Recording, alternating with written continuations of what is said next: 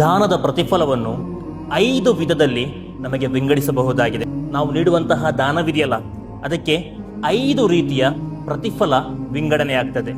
1ನೇಯದ್ದಾಗಿ, ಒಬ್ಬ ಆರೋಗ್ಯವಂತ ವ್ಯಕ್ತಿಗೆ ನಾವು ದಾನ ಕೊಡುವುದಾದರೆ 1 ರೂಪಾಯಿ ಕೊಟ್ಟರೆ 10 ಪಟ್ಟು ಹೆಚ್ಚು ನಮಗೆ ಲಭಿಸುತ್ತದೆ. ಅಂದ್ರೆ 1 ರೂಪಾಯಿ ಕೊಟ್ಟರೆ 10 ರೂಪಾಯಿ ಕೊಟ್ಟ ಹಾಗೆ, 10 ರೂಪಾಯಿ ಕೊಟ್ಟರೆ 100 ರೂಪಾಯಿ ಕೊಟ್ಟ ಹಾಗೆ.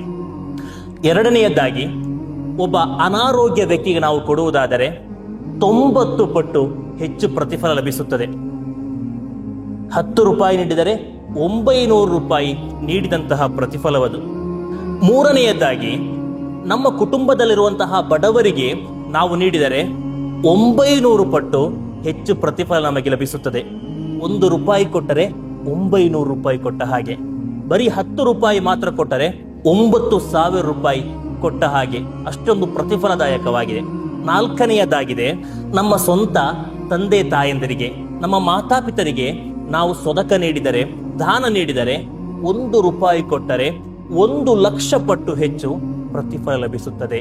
ಅಂದರೆ ಬರೀ 1 ರೂಪಾಯಿ ಕೊಟ್ಟರೆ ಸಾಕು, 1 ಲಕ್ಷ ರೂಪಾಯಿ ಕೊಟ್ಟ ಪ್ರತಿಫಲ.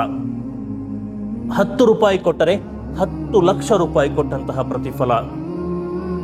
ಕೊನೆಯದಾಗಿ 5ನೇಯದಾಗಿ, ಅಲ್ಲಾಹನ ನೂರಾದಂತಹ ವಿದ್ಯೆಯನ್ನು ಕಲಿಯುವಂತಹ ವಿದ್ಯಾರ್ಥಿಗಳಿಗೆ, ಮುತಾಲಿಮ್ಗಳಿಗೆ ನಾವು ಸೊದಕ ನೀಡಿದರೆ, ದಾನ ನೀಡಿದರೆ 9 ಲಕ್ಷ ಪಟ್ಟು ಹೆಚ್ಚು ಪ್ರತಿಫಲದಾಯಕವಾಗಿದೆ. ಅಂದರೆ 1 ರೂಪಾಯಿ ಕೊಟ್ಟರೆ 9 ಲಕ್ಷ ರೂಪಾಯಿ ಕೊಟ್ಟಂತಹ ಪ್ರತಿಫಲ.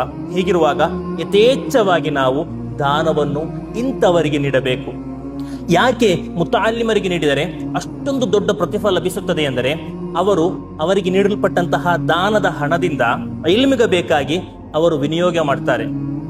ಆದ್ದರಿಂದ ಮುತಾಲಿಮ್ಗಳಿಗೆ, ದೀನ್ ಕಲಿಯುವಂತಹ ವಿದ್ಯಾರ್ಥಿಗಳಿಗೆ ನೀಡುವಂತಹ ದಾನ 1 ರೂಪಾಯಿಗೆ 9 ಲಕ್ಷ ಪಟ್ಟು ಹೆಚ್ಚು ಪ್ರತಿಫಲದಾಯಕವಾಗಿದೆ.